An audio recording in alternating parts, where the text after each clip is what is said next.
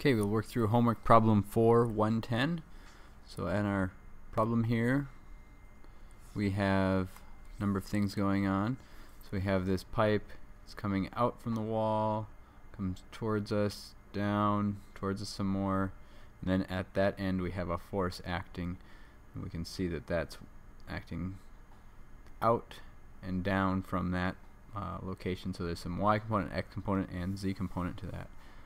So we're looking at this and we need to find the equivalent resultant force and a couple moment to make this an equivalent system, and now both the force and the moment will be acting at point A back here where it's attached to the wall.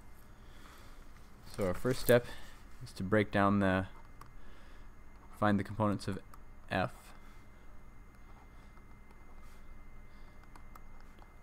So we can put that in IJK notation. Components. And then we will find R, so the position vector R from A to that point where that's located. And then finally we'll find R cross F. Alright, so let's start with step 1, finding the components of this force here. So if you look at that, you might see right off the bat that F sub z, the z component, is going to be negative 80, right? So it's going down. Positive z is up. It's up. So z, this is going down. It's going to be 80 sine of 30. So this part is our vertical component.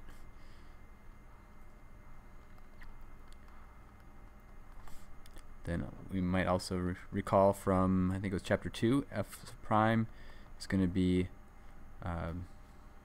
80 cosine of 30.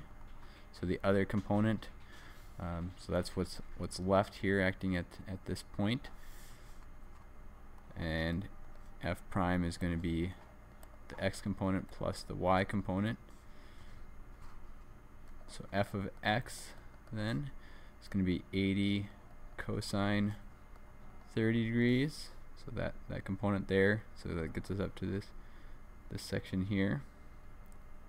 And then we're really looking for this component, so that's fx, this is our fz here, and then this larger section here is going to be our fy. So our fx is 80 cosine 30, oh, I should have left it there, times sine of 40, right? So we're getting that part times sine of 40, so that's what we have there. And fy then is going to be 80 cosine of 30 times the cosine of 40, right? So that's the cosine of 40. So if we find each of those components, f of x then is going to be 44.53 newtons, so that component there. F of y is going to be 53.07 newtons. So again, that was just this evaluation of this numerically is 53.07. And finally fz, our negative 80 sine 30, is going to be negative 40 newtons in the down direction. So let me scroll and then we'll express this in Cartesian vector notation. So f then is going to be our x component, so 44.53 in the I direction plus 53.07 in the j direction minus 40 in the k direction, and the units there are newtons. I should have made that a curly bracket. So there's our first part, there's our equivalent force. Alright, and then finally, or not finally, but the next step, step 2, is going to be to find R. So we see here we're going 400 millimeters or 0.4 meters in the y, then 0.3 in the x, negative 0.2 in the z, and another 0.25 in the x.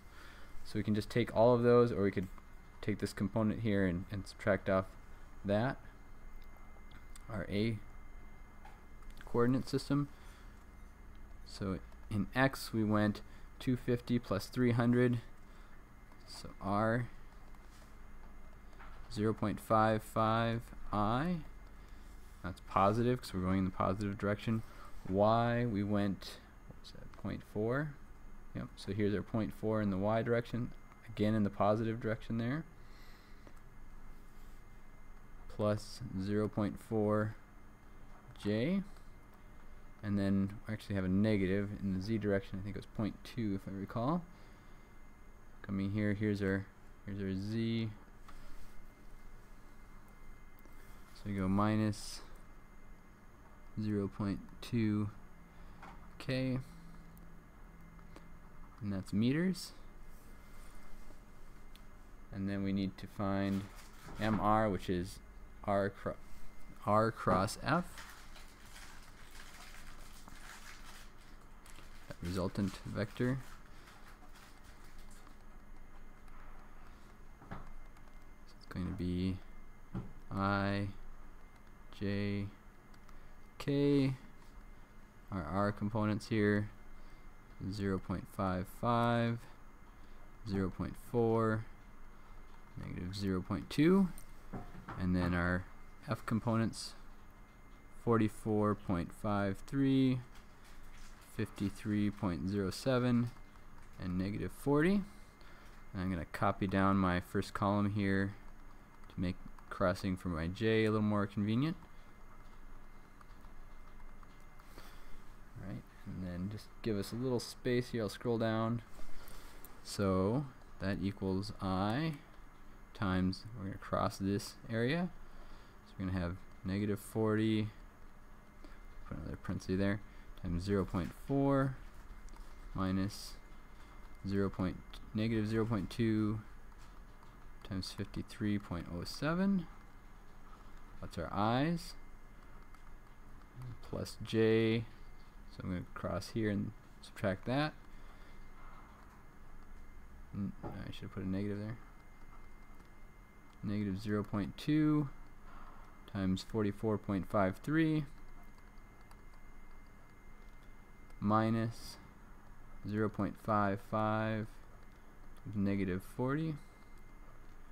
And then finally our k component, plus k times, what do we have, 0.55 times 53.07 minus 0.4 times 44.53. And if we do all the math there, so this is a negative number, this is a positive number. Oh, sorry, let's see, we have 16, this becomes 16 plus about 26.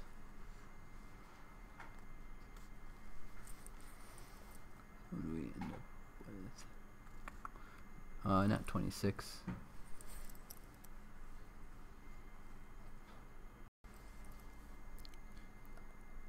Okay, so we have negative 16 here plus about 10. So doing the math, we get negative 5.386 I. And j, we find this is what is that, about negative 8, and this is positive 20-ish. So we find plus 13.094 j, and then finally in the k we have positive about 26, 27, and negative 16, 17. So we get plus 11.4, oh excuse me, 11.377 7k, and our units there are going to be Newton meters. So then as we scroll down, we'll finish that off. So we're going to get negative 5.39, that was a 6 up here, 39 I plus 13.1 j plus 11.4 k, and that's Newton meters. So that's our equivalent moment from that. And which way is that operating? Well, we have our direct signs here, so we can that's defining the direction of the vector around which we have a moment, and that would be the magnitude of this this moment. So we square all of these and take the square root, and that would find us our magnitude about that axis.